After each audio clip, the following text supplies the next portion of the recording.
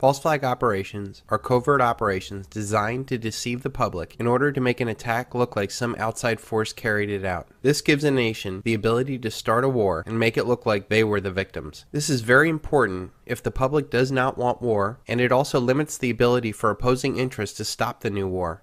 Any opposition, foreign or domestic, would immediately be put in the same category as those that they claim did the false flag. You're either with us or you're with the enemy. False flags do not happen very often, but when they do, they change the paradigm we operate in. We all see how the world has been changed forever after 9/11. Before 9/11, we would not have put up with such a loss of privacy and a loss of liberty, much less a decade of war looking for weapons of mass destruction or men in caves. Those weapons of mass destruction got to be somewhere. Nope, no weapons over there. Maybe under here. With the supposed death of Osama bin Laden and the supposed end of military actions in Iraq, I feel the decks are cleared for the next big event. Historically, false flags are military in nature, but I feel going forward they will morph into something much worse. Every system built on debt needs constant debt to be created, or the system implodes. If the criminal elite can expand the debt system through asset bubbles, then all is well. But what happens if they can't get more debt created? They need to either steal other assets to provide capital for the system, or they need a reason to create massive debts that the masses will sacrifice for. Wars do both. With war, the criminal elite can confiscate the natural resources of other nations and provide the context to create massive amount of new debt. Our paradigm is failing, and there is no fixing it. There is so much inequity built into the system at every level. The only answer is for a complete collapse. This collapse will leave a generational scar so large that humanity might never consider again fractional reserve banking or the war machine it enables. Until that collapse, the criminal elite will do what they have always done: create more debt and more wars. The criminal elite see their power paradigm collapsing on its own cancerous self. A silver default, debt ceiling doom, dollar collapse, peak oil, or whatever leads ultimately to the end of the Anglo-American petrodollar financial paradigm. The Anglo-American elite might need to pull off 3 false flags in order to fail forward. This might include the typical military false flag, an economic false flag, and an informational false flag. These dramatic measures will seem necessary to the criminal elite, and the horrific toll on humanity will be justified in their minds. This societal upheaval will be time for the criminal elite to settle all the threats to their power paradigm, much like the end of Godfather 1. The first of the 3 threats to their power is the death of the dollar. The dollar is the basis of all the criminal elite's power. Without it, or an equivalent of it, they have no means to create debt that enslaves nations, states, corporations, and citizens of the world. This debt money provides the criminal elite an unlimited checkbook to fund the world's most powerful military that controls the world's natural resources so that their corporations can harvest them. It also protects the shipping lanes that transports the rest of the world's trade. This debt money also buys political power for which the elite rig the game in their favor. And finally, the criminal elite used their money to own all the major media in order to distract the masses from the real problem in the world, the debt-based banking system, and the paradigm it finances. It is no secret that the dollar is going to die. It is a mathematical inevitability. Nothing can stop the ultimate collapse of the dollar. Our monetary system is based on debt, and in order for it to work, more debt needs to be created every year in excess of the debt and interest accrued the year before. If it does not happen, there will be a massive wave of defaults that would suck the system dry in a few weeks. The elite don't necessarily care if the dollar lives or dies. They just want to control the world's currency. They would ultimately like to have a global international currency that would be far away from pesky national politicians. So if the dollar is doomed, how can the criminal elite fail forward? They can create a financial crisis so incredible that desperate people would beg the elite to make the pain stop. They did this in 1907 to set the stage for the Federal Reserve. They did this in 2008 when they held up America for $700 billion. They will do it again and use the line of stability as the main reason why we should accept their new corrupt plan. I don't think that they could pull off something this large without a much larger distraction to silence the masses. The only thing big enough to scare the masses under the protective hug of the elite is another world war. This war can put an end to another threat of the current world order, the anti-hegemon. Non-Anglo-American nations like China, Russia, Iran, Venezuela, among others, have been gaining an incredible amount of power. I call these group of non-Anglo-American powers the anti-hegemon, as they have no uniting ideology, race, or religion, other than standing in opposition to the hegemonic power of the Anglo-American Empire. The anti-hegemon nations have so much to gain from a retreat of the Anglo-American Empire from the world stage. Countries like China, Russia, Iran, Venezuela, India, and many more, to a lesser extent like Japan, Korea, Germany, and France, have been on the losing end of the Anglo-American Empire for over a century. These nations have a history of Anglo-American losses like the Cold War, Opium Wars, Operation Ajax, the CIA attempted coup of Chavez, British colonization of India, apartheid, Hiroshima, the closing of the gold window by Nixon, and Waterloo.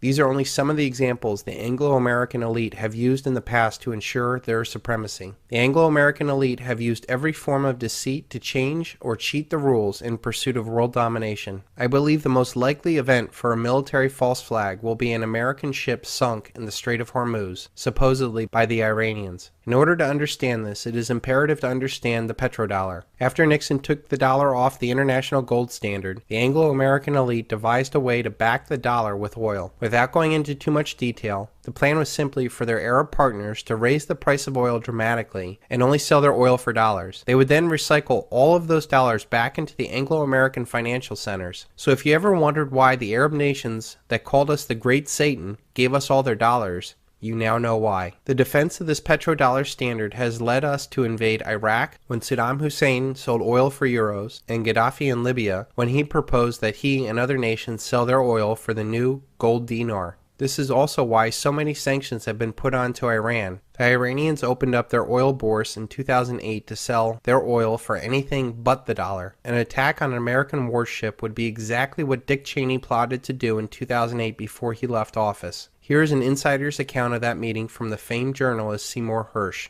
That a few weeks later, a meeting took place in the vice president's office. Quote, the subject was how to create a casus belli between Tehran and Washington, he said.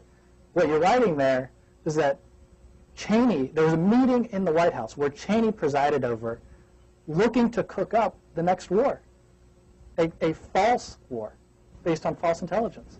Among the items considered and rejected, which is why the New Yorker did not publish it, on grounds that it wasn't accepted. One of the items was, why not, there was a dozen ideas proffered, how to trigger a war. The one that interested me the most was, why don't we in our shipyard, build 4 or 5 boats that look like Iranian PT boats, put Navy SEALs on them with a lot of arms, and the next time one of our boats goes through the Straits of Hormuz, start a shoot-up. Might cost some lives. And it was rejected because you can't have Americans killing Americans. But that's the level of stuff we were talking about, provocation. I don't even think that it would necessarily be an American that pulls off this attack on the American ship. If you look at who's been pushing for a war with Iran the most, it is Israel, and the neocons that got us into the last war. They proudly talk about how they get us to fight their wars. Here's a clip of Israeli President Benjamin Netanyahu talking about their secret weapon. But I'll tell you one thing, unlike America, Israel seems to be able to fight wars very quickly. What is your secret? Because we don't seem to have the hang of that. The secret is that we have America. Nah.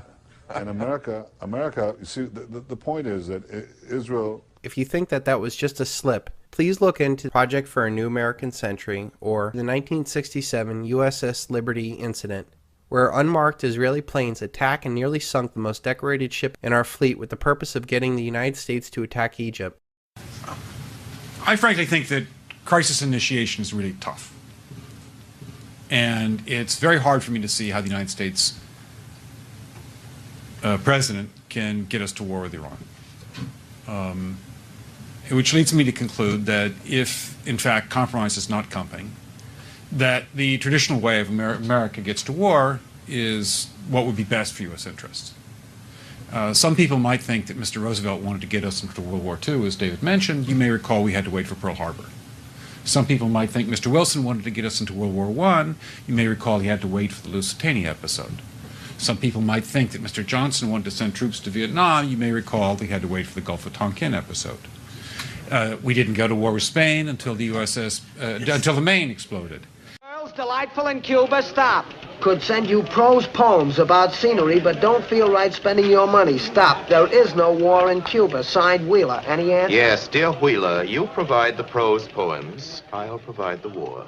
That's fine, Mr. Kane. Yes, I rather like... And may I point out that Mr. Lincoln did not feel he could call out the Federal Army until Fort Sumter was attacked, which is why he ordered the commander at Fort Sumter to do exactly that thing which the South Carolinians had said would cause an attack. So if, in fact, the Iranians aren't going to compromise, it would be best if somebody else started the war. One can combine other means of pressure with sanctions. I mentioned that explosion on August 17th. We could step up the pressure. I mean, look, people, Iranian submarines periodically go down. Someday one of them might not come up. Who would know why? We can do a variety of things if we wish to increase the pressure. There was a dozen ideas proffered how to trigger a war. The one that interested me the most was, why don't we in our shipyard build 4 or 5 boats that look like Iranian PT boats, put Navy SEALs on them with a lot of arms, and the next time one of our boats goes through the Straits of Hormuz, start a shoot-up. But I'm just suggesting that this is not a either-or proposition. It's just sanctions has to succeed or other things. We are in the game of using covert means against the Iranians. We could get nastier at that. A false flag attack, like an American ship sunk in the Strait of Hormuz, would also keep Iranian allies like Russia and China at bay, much like the 9/11 attacks kept them from using their power to stop the United States from invading Iraq. The world is a much different place than it was in 2000, and China and Russia have learned a lot, as they have been vocal opponents of many of the pressures the Anglo-American Empire has applied to Iran. If China does rise in opposition, that would be something the Anglo-Americans could easily turn the American public onto them too. Our horrible economic conditions are directly responsible to those that own and control our paradigm, the criminal elite in Washington and Wall Street. That being said, the criminal elite will blame all of the problems on anything else in the world except for them. China could have purposely been made into a threat only to take them down in the future. Let me first state that I am no fan of China. Their elite have human rights violations against their own citizens that would make you sick to your stomach. But let's be honest, China would not be a threat if our criminal elite did not build them up in the first place. Our military-industrial complex needs an enemy to justify their war machine. The war on terror was a good ride, but after almost a decade, it's getting a little old. Our banking system needed another country to buy our paper Ponzi scheme, and China became the most obvious target after Japan gorged itself on our debt. Our elites made deals with the Chinese elites to move our manufacturing overseas to use their slave labor and pollute their environment. The Chinese communists got all the technology and manufacturing and dollars to build up China as a threat. Our elite did this to make tremendous profits and keep the dollar paradigm going. But in the end, I believe that our criminal elite may use China to be the next enemy in a paradigm-shifting war. Since China has now said no more American debt, the Federal Reserve has stepped up as the buyer of last resort. This has bought us some time, but there's a huge economic difference of recycling dollars already in circulation, like the Chinese dollars, than freshly printed ones like that from the Federal Reserve. The Anglo-American elite must solve Triffin's dilemma, where a world currency reaches its apex and must be allowed to default, but somehow not drag down the rest of the world with it. The elite have been trying to get regional and ultimately global currencies in place to solve this dilemma. Now, no nation is going to give up their power to create money, especially now that we're looking at the euro imploding. The only option, I feel, is to do it the old-fashioned way, through war. The only thing the United States is really good at now is exporting debt and bombs. There is way too much at stake for our elite to just silently walk away into the night without a fight. They are trying to keep things going by now fighting 4, 5, 6 wars in the oil-rich Middle East and North Africa region. But the writing is on the wall. The debt ceiling will continue to be raised, and money and debt will be created, and the war machine will continue to churn. This will not end because the elite will say, we can't do this anymore. If anything, history has shown that when the chips are down on the table, they will double down and go off to war.